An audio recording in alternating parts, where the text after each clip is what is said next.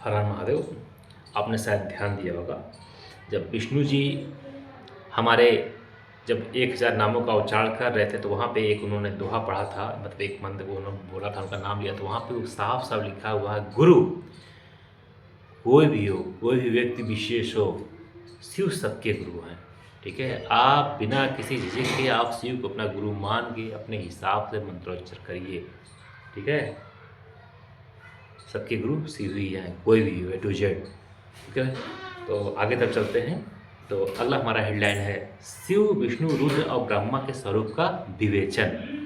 ऋषियों ने पूछा ऋषियों ने पूछा, शिव कौन है? बताइए। विष्णु कौन है? रुद्र कौन है? ब्रह्मा कौन है?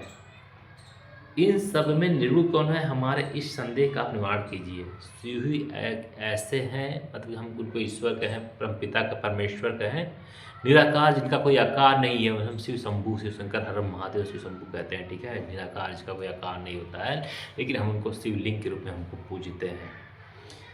तो ग्रंथों को पढ़िए, क्या कह रहा है, अफवाहें क्या चले, इसमें बिल्कुल भी ध्यान मत दीजिए। आप किताबों को पढ़िए, खुद पढ़िए, किसी को बुलाने की जरूरत नहीं है। आप अच्छे लोग ज्ञाता है, आपको आता है, पढ़िए उठा के, समझ क्या क्या लिखा हुआ है, बस समझने का फेर है।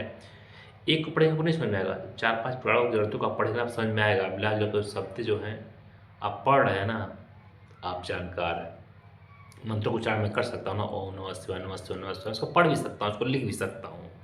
ठीक है? तो आदिवासी जो है क्या पूजा नहीं करते हैं? सब वो भी करते हैं। तो इसलिए जो कह रहे हैं उनको कहने दीजिए, आप ध्यान दीजिए। सूर्य जी ने कहा, महर्षियों, वेद और वेदांत के विद्वान ऐसा मानते हैं कि निर्गुण परमात्मा से सर्वप्रथम जो सगुण रूप प्रकट हुआ उसी का नाम शिव है। शिव से पुरुष सहित प्रकृति उत्पन्न हुई है। उन दोनों ने मूल स्थान में स्थित जल के भीतर तप किया हुआ स्थान पंच क्रोशी काशी के नाम से विख्यात है, जो भगवान शिव को अत्यंत प्रिय है। वह यह जल संपूर्ण विश्व में व्याप्त था। उस जल का आश्रय ले योग माया से युक्त श्रीहरि वहाँ सोए। नार अर्थात जल को अयन निवास स्थान बनाने के कारण फिर नारायण नाम से प्रसिद्ध हुए और प्रकृति नारायणी कहलाई। नारायण के नाभि कमल से जिनकी उत्पत्ति हुई वे ब्रह्मा कहलाते हैं। ब्रह्मा ने तपस्या करके जिनका साक्षात्कार किया उन्हें विष्णु कहा गया है। ब्रह्मा और विष्णु के विवाद को शांत करने के लिए निराकार निर्गुण शिव ने जो रूप प्रकट किया उसका नाम महादेव है, जिसे हम लोग शिवलिंग से भी कहते हैं। उन्होंने कहा, मैं शंभु ब्रह्मा जी के ललाट से प्रकट होऊंगा। इस कथन के अनुसार समस्त लोगों पर अनुग्रह करने के लिए जो ब्रह्मा जी के ललाट से प्रकट हुए उनका नाम रुद्र हुआ। इस प्रकार रूप रहित परमात्मा सबके चिंतन का विषय है, बनने के लिए साकार रूप प्रकट हुए हैं। वे ही साक्षात भक्त वत्सल शिव है। तीनों गुणों से भिन्न शिव में तथा गुणों के धाम रुद्र में उसी तरह वास्तविक भेद नहीं, जैसे स्वर्ण अपने आभूषण में नहीं।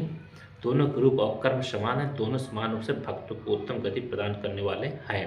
बिल्कुल सही लिखा हुआ। देखिए, माँ पार्वती हैं, उनका रूप देखिए, माँ सती भी है, माँ काली भी वही है, माँ दुर्गा भी वही हैं। तो कौन क्या करे बिल्कुल ध्यान मत दीजिए, आप खुद पढ़िए, खुद ध्यान दीजिए सब पद पे।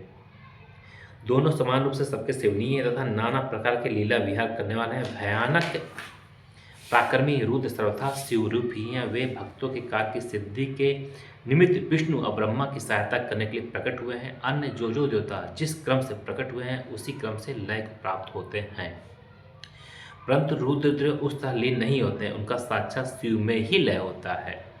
ये प्राकृत प्राणी रुद्र में मिलकर ही लय को प्राप्त होता है, परंतु रुद्र इनमें मिलकर लय को नहीं प्राप्त होता है। यह भगवती श्रुति का उपदेश है। सब लोग रुद्र का भजन करते हैं, किंतु रुद्र किसी का भजन नहीं करते। वे भक्त वत्सल होने के कारण कभी कभी अपने आप भक्तजनों का चिंतन करते हैं। वो हमेशा योग में ही रहते हैं, हमेशा ध्यान में ही रहते हैं।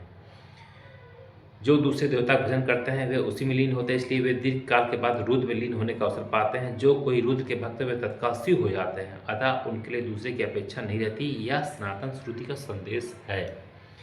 जो अज्ञान अनेक प्रकार का होता है, परंतु विज्ञान का एक ही स्वरूप है, वह अनेक प्रकार का नहीं होता। उसको समझने का प्रकार मैं बताऊंगा, तुम लोग आदरपूर्वक सुनो। ब्रह्मा से लेकर तृण पर्यंत जो कुछ भी यहाँ देखा जाता है वह सब शिवरूप ही है। बिल्कुल सही, क्योंकि निराकार है, इसलिए कहते हैं कण कण में भगवान है। वो शिव के कारण ही कहा जाता है। उसमें नानात्व की कल्पना मिथ्या, सृष्टि के पूर्व भी शिव की सत्ता बताई गई है। सृष्टि के मध्य में शिव विराज रहे हैं, सृष्टि के अंत में भी शिव रहते हैं, और जब सब कुछ शून्यता परिणित हो जाता है उसमें भी शिव की महत्ता ही रहती है, क्योंकि वही तो निराकार, इसका कोई आकार नहीं है। समस्त ब्रह्मांड जो है वह सब शिवमय है। शिव को ही चतुर्गुण कहा गया है, वही शिव शक्तिमान होने के कारण सगुण जानने योग्य है। इस प्रकार वे सगुण निर्गुण के भेद से दो प्रकार के हैं। जिन शिव ने ही भगवान विष्णु को संपूर्ण सनातन वेद अनेक गुण अनेक मात्रा तथा अपना ध्यान एवं पूजन दिए हैं, वे ही संपूर्ण विद्याओं के ईश्वर हैं, ऐसी सनातन श्रुति है। अतएव शंभु को वेदों तथा प्राकट्यकर्ता तथा वेदपति कहा गया है। वे ही सब पर अनुग्रह करने वाले हैं, साक्षात शंकर हैं। कर्ता भर्ता हर्ता साक्षी तथा निर्गुण भी वही हैं। दूसरों के लिए काल का मान है, परंतु काल स्वरूप रुद्र के लिए काल की कोई गणना नहीं है, क्योंकि वे साक्षात स्वयं महाकाल हैं और महाकाली उनके आश्रित है। ब्राह्मण रुद्र और काली को एक से बताते हैं। उन दोनों ने सत्य लीला करने वाले अपनी इच्छा से ही सब कुछ प्राप्त किया है। शिव का कोई उत्पादक नहीं है, उनका कोई पालक और सहारक भी नहीं है। ये स्वयं सबके हेतु हैं, एक होकर भी अनेकता को प्राप्त हो सकते हैं और अनेक होकर भी एकता को। एक ही बीज बाहर होकर वृक्ष और फल आदि क्रम में परिणित होता हुआ पुनः बीज भाव प्राप्त हो जाता है। बहुत ही सही लिखा हुआ है, बस समझने का फेर है। इसी प्रकार शिव रूपी महेश्वर स्वयं एक से अनेक होने में हेतु हैं। यह उत्तम शिव ज्ञान तत्व का बताया गया। ज्ञानवान पुरुष इसको जानता, दूसरा नहीं। जब आप सभी पुराण किताबों को ध्यान से पढ़ेंगे, समय देंगे, 1 घंटा 2 घंटे या आधे घंटा डेली दीजिए, आपको आत्म आप समझ में आने लगेगा। मुनि बोले, सूत जी आप लक्ष्मण सहित ज्ञान का वर्णन कीजिए, जिसको जानकर मनुष्य शिव भाव को प्राप्त हो जाता है। सारा जगत शिव कैसे है, अथवा शिव ही संपूर्ण जगत कैसे है। ऋषियों का प्रश्न सुनकर पौराणिक शिरोमणि सूत जी ने भगवान शिव के चरण बिंदु का चिंतन करके उनसे कहा, महादेव। इसलिए कोई शिव के बारे में कोई अपशब्द नहीं कहता, क्योंकि वो सभी के हैं। कोई इन पर जल चढ़ाता है, कोई इनको जाकर चूमता है, लेकिन शिव सबके हैं। कोई भी हो, पूरा ब्रह्मांड में बात कर रहा हूँ मैं। हर हर महादेव।